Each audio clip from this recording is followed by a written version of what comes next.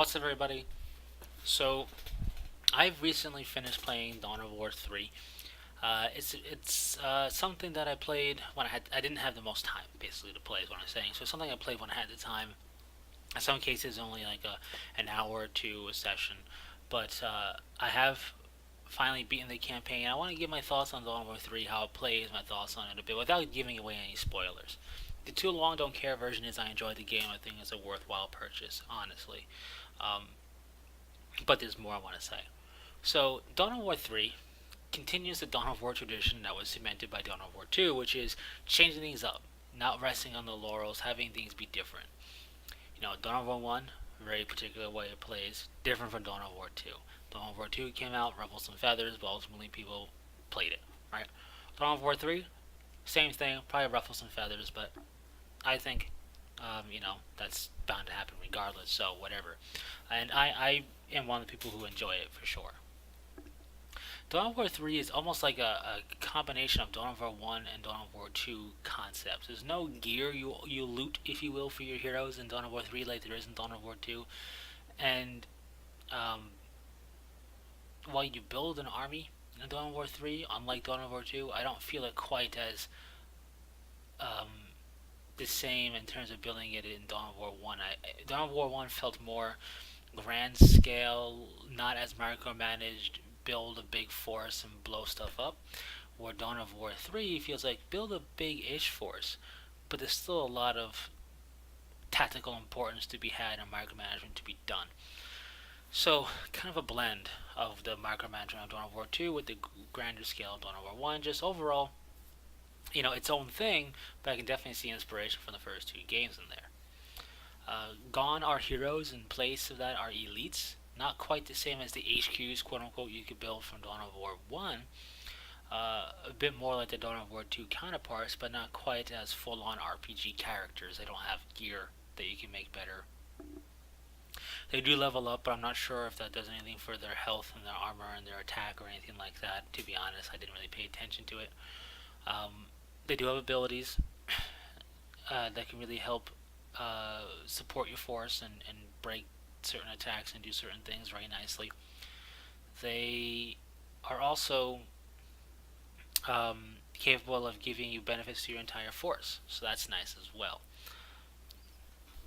So they level up, like I mentioned, and in their leveling up is kind of a progression. You unlock things like army painter colors, a portrait for yourself.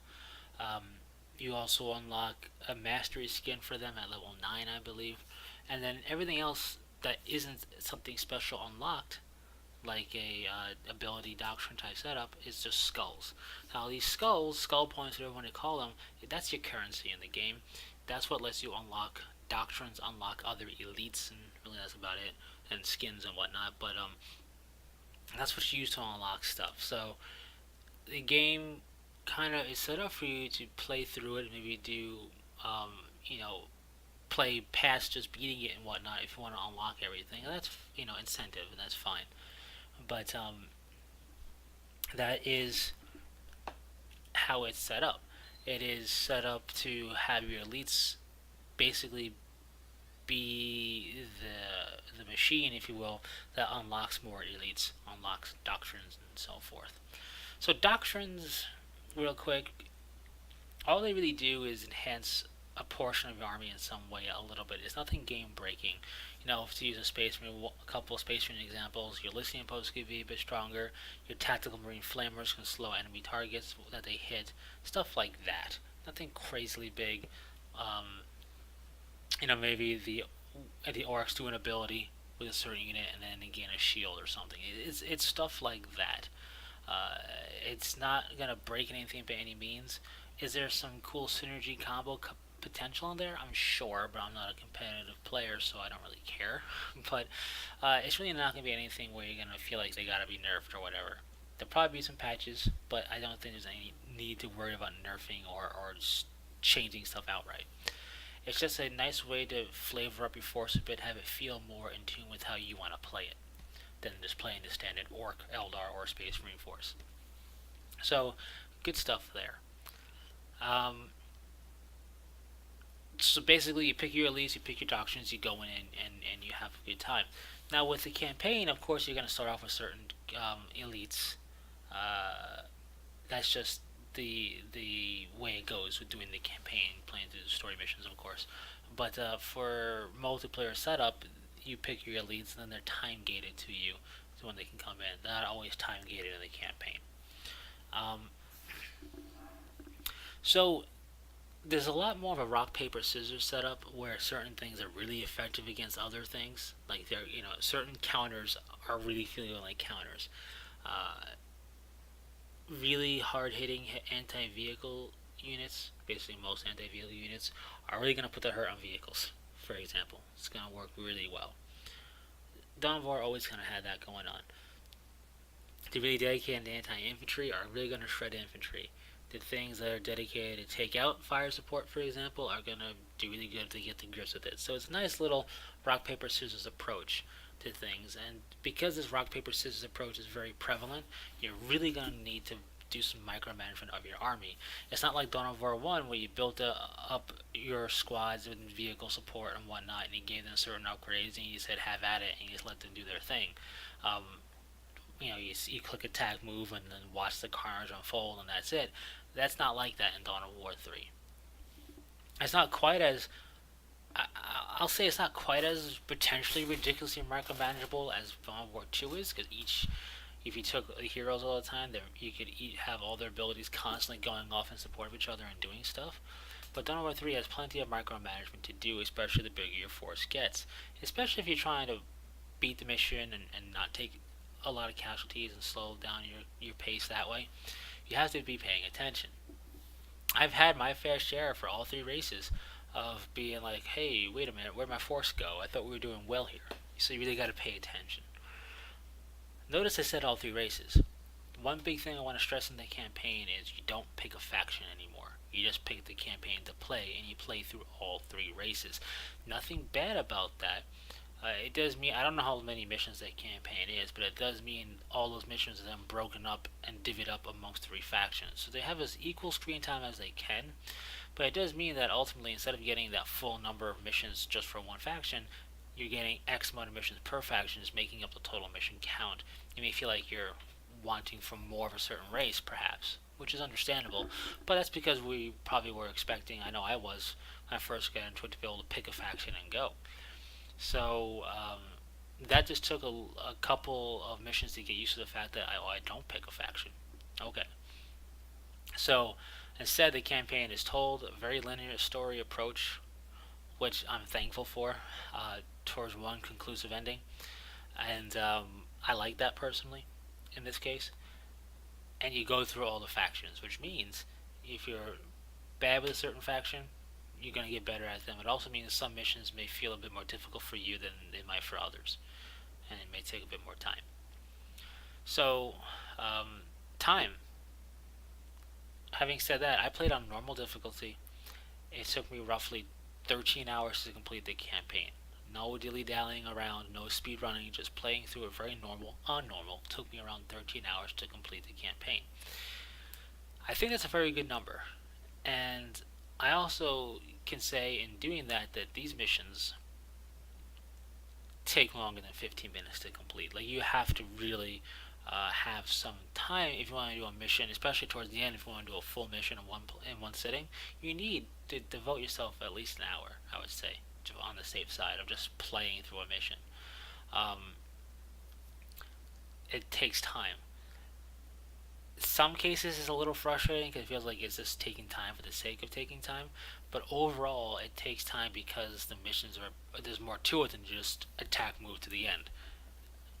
There's more to do and set up and do things. So um, ultimately, I'm okay with it. I do wish that some of the missions were a case of, oh, you just want to blitz through it because you have an awesome army and you have a really cool tactic or strategy to go through it. Well, then have at it. I wish some missions would just do that instead of deliberately stopping things and then moving it forward again. But that's just the case of any type of RTS mission concepts. Overall, no problem with the missions in terms of disliking them. Just bear in mind you're in for the long haul here. It's not going to be a quick 10-15 minute romp around for a bunch of the missions is going to take time. Um, I say that specifically because in Dawn of War 2, short of take and hold for X amount of time missions, those missions can go by pretty quick. So this definitely feels a lot longer in comparison, mission per mission wise. Outside of that, I haven't done multiplayer yet. It's just not really my thing, although I do want to do some stuff versus AI eventually, and you do that through multiplayer. It's a weird setup, it's just the way it is. I am looking forward to the expansion to this game. I imagine the sales are done well enough that they'll make an expansion. Dawn of War is known for expansions as a series, so I have no reason to doubt Dawn of War 3 will have an expansion, or however many, and I look forward to that. I will say I have not seen a Last Stand mode in the game yet. I didn't see it in multiplayer. I didn't see any special options for it or anything like that, which I didn't necessarily expect to see it on launch. But if I don't see it in Dawn of War 3, if the lifecycle of Dawn of War 3 goes through its paces and no Last Stand, then shame on the developers because they missed out on a golden opportunity. The elites, you have your single character elites, squad elites, and your giant colossal elites. They are set up perfectly to have their own Last Stand modes, or a comprehensive Last Stand mode that encompasses all three choices depending upon what you want. The point is, there's a lot of more options here in the way the elites are done to do a Last Stand setup. Um, and I think that could really go well. And if they miss out on that, if they don't do it, it would be a real shame because Last Stand is loads of fun and this definitely is set up to have that happen. So hopefully that'll come in the future.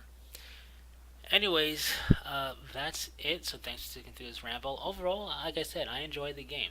If you haven't played a Dawn of War game yet, and this looks interesting to you, but you're concerned you'll be lost, you won't be. Uh, yeah, this references the fact that there is some history between the main characters, if you will, but they make it blatantly clear. It's not all subtle, nudges that you only pick up on if you play the other games. It's made expressly clear.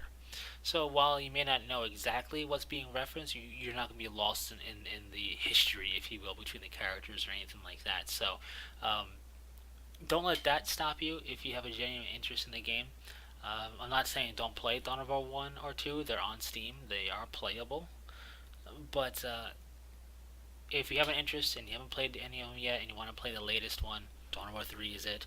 And I think you'll have plenty of fun. And you won't really be lost in terms of Dawn of War story content. Of course, it's very 40k, so you have to have an understanding of 40k story content in general to have a kind of understanding of what's going on a little bit. Anyways, that's it. So thanks for sticking through it. If you played Dawn of War 3, share your thoughts in the comment section below as well. Spoiler free, please.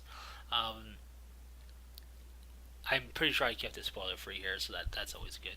But not everybody's gonna like this game. Not everybody liked Dawn of War 2 either. So it's not the sign of a bad game. It's a sign of being different and jarring in a way to people because it's different. So, anyways, like I mentioned, I enjoyed it. Hopefully you do too if you play it. And share your thoughts and stuff in the comment section. Of course, any other questions or requests, leave them below. And until next time, take it easy.